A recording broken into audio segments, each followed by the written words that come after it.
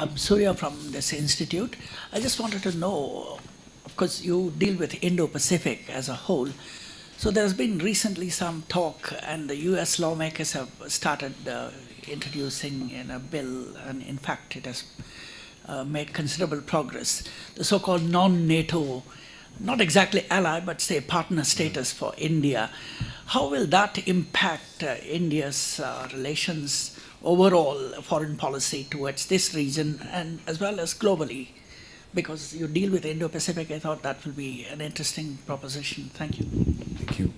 Any other? Rajiv, then Ronajoy. Quick question on engagement of think tanks and universities in policy making. We had recently one public meeting where one speaker, who is chair of foreign committee, Sasi Tharoor, he pointed out that at least in foreign policy they are engaging private sector, more engagement of think tanks. Since you are part of Indo-Pacific Center, how do you see that change, and is that part of, can be that private sector or think tanks are being engaged as activist policy? How you relate that? Ronajoy, then Mr. Jumaboy. Quick question, and you were talking about the historical and cultural links, of course, and you mentioned Ramesh Chandra Majumdar, and there were societies like the Greater India Society in the 1930s, and the journal that they published from the 1930s to the 50s. Do you see now, and you just mentioned that the new government under Prime Minister Modi does have an interest in these exploring these cultural links. Do you see investment, or at least some of these sort of newer think tanks that are maybe more allied with the ideologies of this government, exploring these connections in a bigger way? Because since R.C. Majumdar, Greater India Society, etc., we haven't really had much work done on what might be seen as sort of the, the expansion or the greater glories of Hinduism and its spread. Mr. Jumaboy, can someone pass him the mic? No, thank you. My question actually is multifaceted. It's defense spending.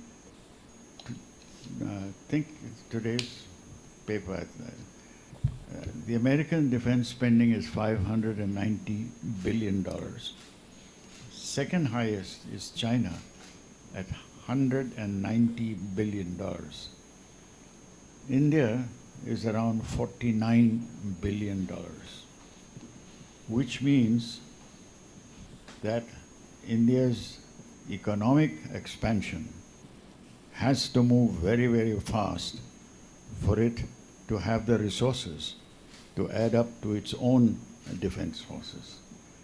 That is an observation that I have.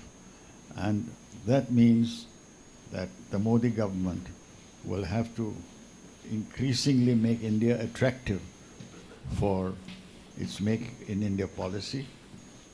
We already know that Apple has gone into India in a big way, and others are. But that's not enough.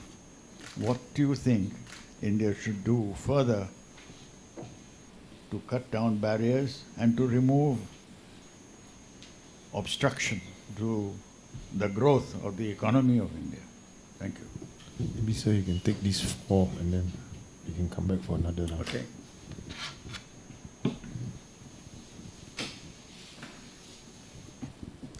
So if we're talking about US rebalancing strategy, so where is that? There's a new Ally is not exactly an appropriate word. partner. No, partner. Status for India. Okay. The bill which has been introduced in the House of Representatives and also in the Senate. Actually, if you really look at US policy towards this East Asia broadly, it's undergoing a fundamental change. So what used to be broadly confined to what they call hub and spokes policy of bilateral, basically based on premised on their alliance partners in whether the Australia or South Korea or Japan. They're expanding that the allies alone to the friends. So what they call strategic partners and allies and partners, that's what they call it. In the partnership category, they include India. India, they think is a very, very pivotal partner. strategic partner, besides Vietnam and Indonesia and few other countries. In the larger rebalancing strategy, if you really look at almost every, the defense secretary would come and say that, especially after Shangri-La, they'll come to India and they tell that, India is the linchpin for US policy in East Asia, blah, blah, all that, which India is not always comfortable, so why should we become your linchpin in East Asia and you have your own policy, we have our own policy, something like that. But at least from American point of view, as I said in the beginning, from the larger Indo-Pacific region, they think only India has the military kind of capabilities and can play a significant role in making sure that things don't go haywire, making sure that things are stable. And invariably they're convinced that as a rising China, like historically every rising country is great power, it has happened. It disturbs the existing equilibrium. Wants to change the, question the status quo, blah, blah, all that. What are the implications of that? It could happen historically, that's a different issue. But the kind of, relationships that are emerging now, what are the implications of that? For instance, if we really take one good example is economic interdependence. It's huge. Okay, we can't expect China to to do all sorts of things and without giving a damn to what happens to its economic prosperity, for instance. So that's a major component. So that's where Americans are really concerned about how to manage the transition to make sure that things are stable. And that's where they think that India can be can and should be a significant player. They realize that Japan has got serious limitations despite obeys all the new security legislation and all that. Japanese public is not really willing to play the kind of role what the Americans expect. And ASEAN countries, ASEAN is still not a single entity. It's basically, when it comes to security, each one is for oneself, and that's a reality. Korea is doesn't want to get into all these problems. They want to have good relations with China, good relations with everyone. So that leaves basically India, okay, as a potential partner to deal with the regional security. That's the reason why for the first time when Obama was there last year, early this year. Was it no okay, January this year, okay, they issued a statement, and for the first time, January this year, Republic Day, issued a statement for the first time, a joint statement between India and Modi and Obama on Indian Ocean and the Western Pacific. I mean, that's a clear indication. This is the Indo-Pacific region we're talking about. Okay, that is, so they, in the rebalancing strategy, they think that India has a very, very important role to play. So they're going to really engage India more and more robustly in the coming years. And I don't know whether it answers. India will sign on to that? No, that's what India will not do the American bidding. India would do only will go to the extent which serves its interests. Okay, if it's going to serve its interests, it will go along with the US. But it will not be you can't compare India with Japan. We don't have any bilateral alliance partnership anyway with. So India will never be in that position. So it will be a security partner as long as the interests, mutual interests serve each other. That's all. So India has got as much stakes as any other power in East Asia. So it will certainly be guided by those interests rather than by somebody else's interests. Second is think tank engagement. Rajiv, there are few individuals who really get engaged basically on personal kind of basis. Somebody knows somebody, you engage him. Otherwise, there's no systematic institutionalized mechanisms to engage either universities or any think tanks, for instance. That is not there. That mechanism is just absent when it comes to policy making. So that is about that. I've never been to, for instance, I've never been to a MEA building. I've never seen it. I don't even know where it is. It's somewhere there, So that's an example of, not that I'm a great intellectual, but, just telling one example. Historical, cultural, yeah, I see. The problem is that, there is that huge history, we never tapped in. I mean, there is historical connection. There's no question about that, and recently, there was one of my students, I sent her to, she was working in Thailand. She went to Thailand. She participated, she's a dancer from Assam. So she participated as part of her research and as well as interest in a local cultural program where all the classical dances of Southeast Asia were being displayed and all that. They gave preference to Indian dancers. First to much before even Thais own classical dancers. Because they said openly, it's in, they were announcing that the root cause of our classical dances is from India. So we want Indians to perform first. I mean, that's kind of the interest people have about Indian culture. They want to know more and more. And Modi, being Modi, he is with his kind of background. He wants certainly wants to use that cultural historical links with Southeast Asia to increase the engagement. The Mosam project, which was announced basically as a kind of counter to China's maritime road policy, unfortunately, it's got stuck somewhere in the maze of bureaucracy. It's located in Indira Gandhi Center for Arts, and I have no clue what's happening about Mosam program. And for instance, that ideally could have been set up in any university, and few people would have done their PhDs, and so much activity could have really generated. So that's a problem. There are some leaders who have some vision, but when it comes to the implementation part, it just falls flat. So that there are some issues about that. About defense spending, yeah, you're right. US has spent 600 billion, and China spends 190, 200 billion. India spends about 50 billion. But if we really put it in the context, USA per capita income is much higher, okay, compared to India's. Similarly, compared to China's, India's much less. So in GDP terms, India spends actually more than China's. In terms of GDP, that's a 11 trillion. It is. India spends 1.8% of GDP on military spending, whereas China's is somewhere around 2.2, 2.3. About- Pakistan's is similar to that. No, but several things India doesn't And include. all that majority of it goes on to revenue expenditure with the Right. But many items which otherwise are included all over the world, for instance, pensions, which is 80,000 crores, that is not included in the defense expenditure.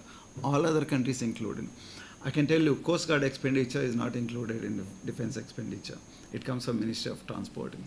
Defense headquarters expenditure is in the general category. Border roads maintenance is not included. So many things which are not included in the defense expenditure, which are included all over, which actually account to ISIS, it works at about 25 to 27%. If you add all that numbers, your GDP will go up. So that's a reality. We are already spending probably beyond our means. In any case, if you really look at, no, I'm just being realistic. As an academic, I am not peddling anybody's line. We have so many other pressing issues to really take care than, and if really realistically look at between India and China, military equilibrium, excepting nuclear and missiles, rest India is doing far better. The kind of conventional equipment India has got, either in the Navy or in the Air Force or in the Army, there's absolutely no question about that. India has got some of the best equipment. Look at aircraft. The best aircraft these Chinese have got Sukhoi 30s. Look at our the kind of variety of aircraft it's got. Nobody knows about the performance of indigenous Chinese aircraft. They've only flashed the numbers. J-30, J-27, whatever that. They've never seen. Nobody has seen them in combat. Okay, whereas we import a lot of equipment, so we know they are all time tested. Okay, so there's no question about that. No, the Rafale is the latest. We don't have the Rafale. No, we're going to get it. We signed this. It'll start. No, there's no. I mean, conventionally, if really look at, at least our systems are open and well known. So there's no question about that. Even if you take Navy, India's got fairly advanced, the submarine. India was the first to get kilo-class submarines back in the early 1980s. It was 15 years later, China has got it, one lone first kilo-class submarine. They didn't know for 6 months, it was just docked in the port. They didn't know what to do because technologically it was too superior for their, for them to operate it. And the first aircraft carrier, within 2 weeks, they had an accident in China because they simply never operated, where India has been operating starting from the early 60s. This matters a lot. Your experience in the operating these ships and the equipment matter a lot. Same F-16, in the American hands is entirely different from a Pakistani pilot's hand, or like, Saudi Arabian or Oman pilot. It makes all the world of difference. Because they get different F-16s to different. No, not this, just the equipment, the kind of training they undergo, the kind of background they have. Okay, so it makes all the difference. So that's where India certainly is far better off than even China on the overall conventional kind of power projection capabilities. Limited, but India still has got some power projection capabilities, whereas China power projection capabilities is almost nothing. Can they really operate even in Bay of Bengal? They don't have logistics. Where India can, to a limited extent, can have some presence in South China Sea. So anyway, that is in my opinion. About Modi's policy, I always, I'm not an economist. There are economists like Amit and others, and I think fundamentally the three issues that really dog India's development. One is very poor infrastructure. We've been talking about every liter of petrol I buy for my car, I pay 2 rupees. Besides all other taxes, nothing is happening. But it's very slow. Infrastructure is very, very poor. Don't expect too much investments to come in unless we really get our infrastructure act together. Number two, red tape, which is another name for corruption. It still is a major, major issue. Despite all that, what politicians, bureaucrats talk about, that is a really serious issue. And the third issue is crony capitalism. Vijay Mallya is a good example. Rampant crony capitalism, the system suffers from.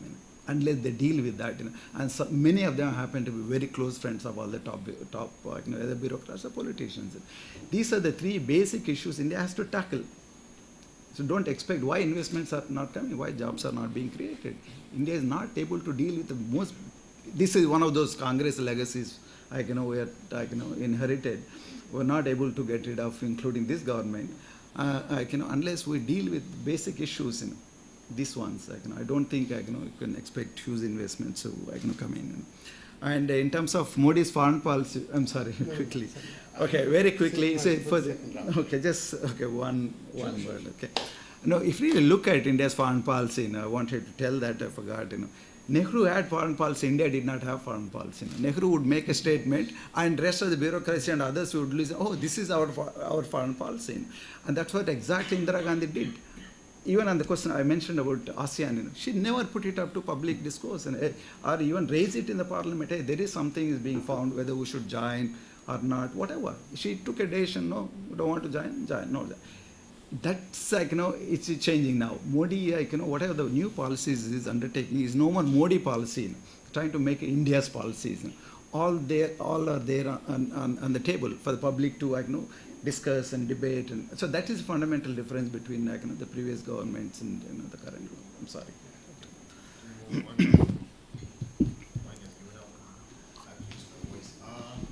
In order of hands going up, to be fair, Jivanta first, Mitra, and then Sojit. Thank you very much. I just found your interlude right now quite fascinating. I share your opinion that India has this advantage over China, but how long can India keep that advantage, especially as India moves towards trying to make more in India? I mean, that balance of defense procurement, which is, as you said, time-tested imports, but at the same time they want to now produce more in India. So how will they maintain that advantage over China if they start doing that? Thank you.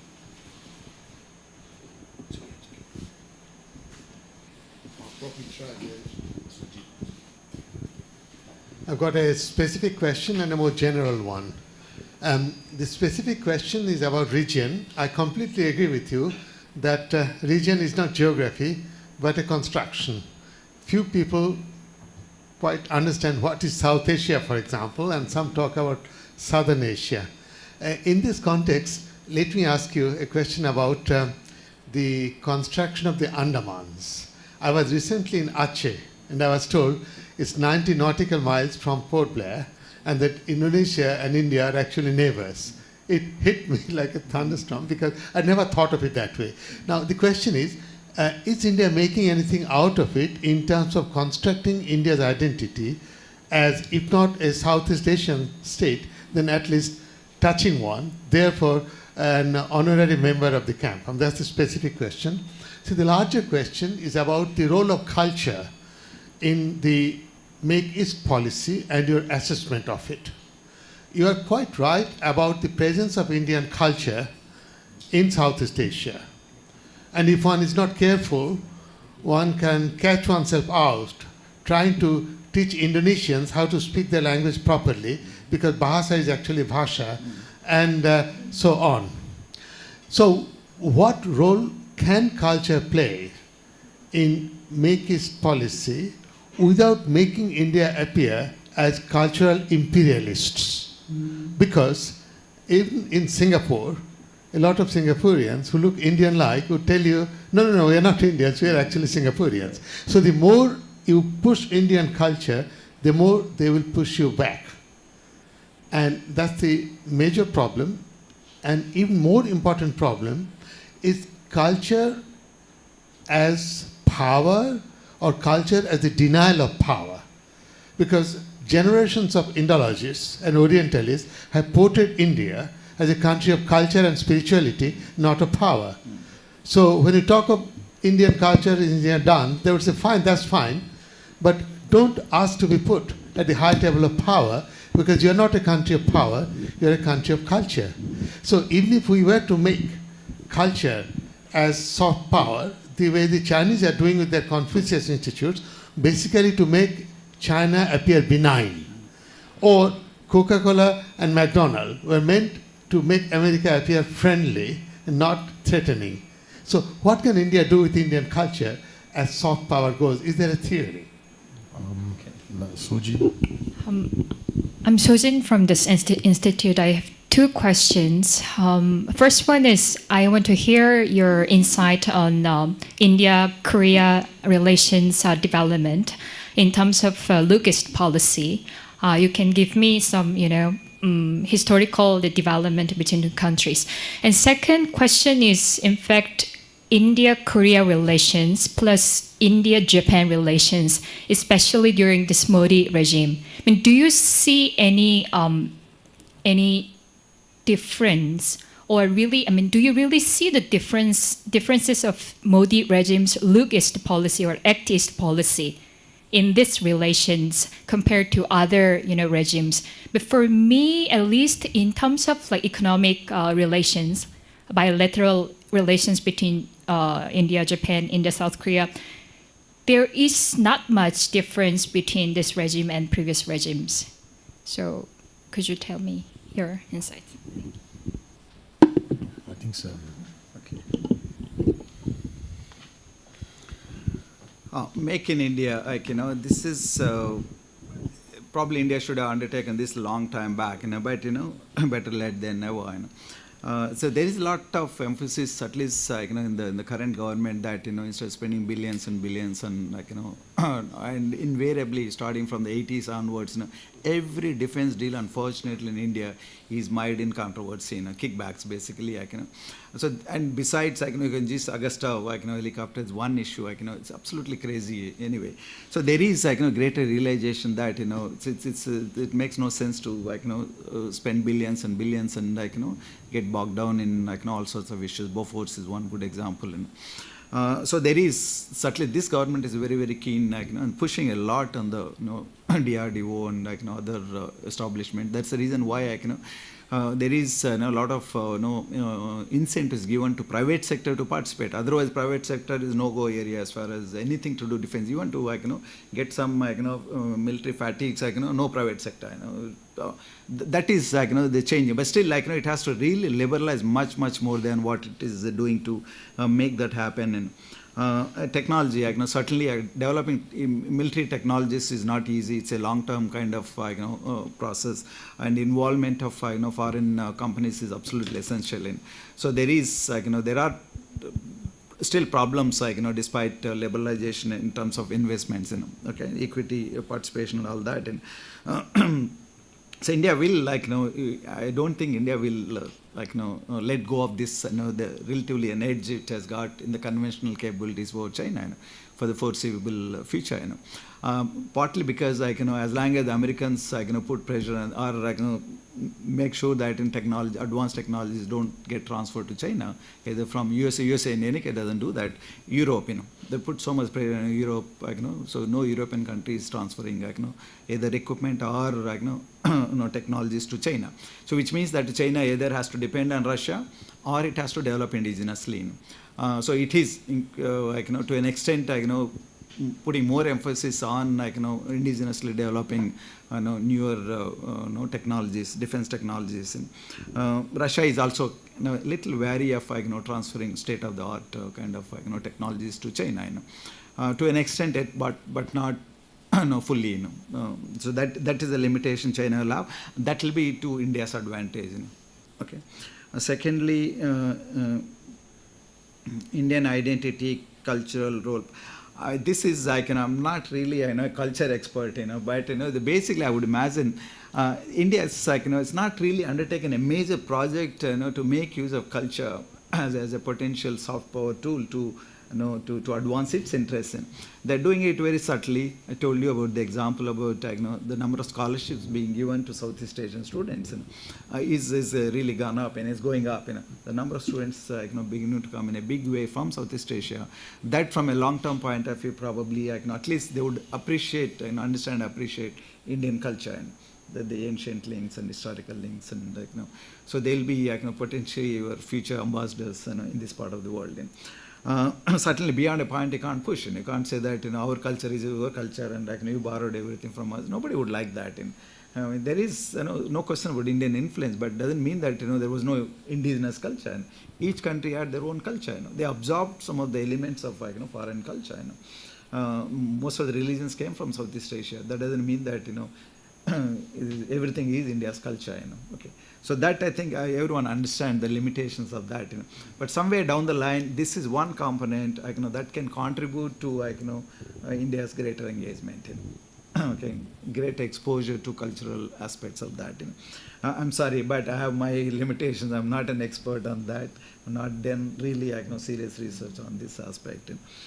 On Indo-Korean relations, I think much of it is Korea was one of the first countries to once India opened up in the 1990s, Korea was the first country to really come in a big way, and Korea reaped huge benefits as a result.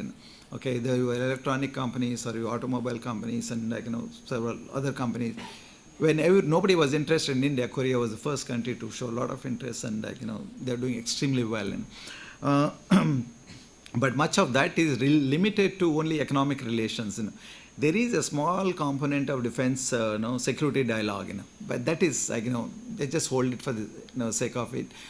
At one point of time, when AQ Khan's revelations came about Pakistan-North Korea links, that was the time India was very keen to know, what's happening between, North Korea and Pakistan, and one would expect South Korea to know more details about those transactions. The swapping of nuclear technology for missiles and all that. Apart from that, I don't think there's any major. We do some exercises once in a while, but no substantial non-economic cooperation between India and South Korea. I think both sides are happy with that. India-Japan relationship is entirely different kind. You can't really compare that with any other. It's a new development. The kind of bilateral interactions that are going on between India and Japan, they're entirely different kind altogether. They're qualitatively very, very different. The defense dialogues are all sorts of things are going on, exercises of all kind, and they're planning to. There is negotiations actually going on to import amphibious aircraft from Japan, and Soryu class submarines also is on the table. So a long way to go to negotiate, but it's being considered to import Japanese submarines to India. All sorts of things are happening. There is a huge dialogue going on, technology transfer, advanced technology transfers, which means basically defense related technologies, and exercises, very high level military exercises take place between India and Japan. So many things are happening. when it comes to economics, we call it comprehensive strategic partnership, blah blah all that. When it comes to economics, the trade between India and Japan is is less than 1% of Japan's trade. The investments of Japanese investments in India are less than 1% of Japanese total investments.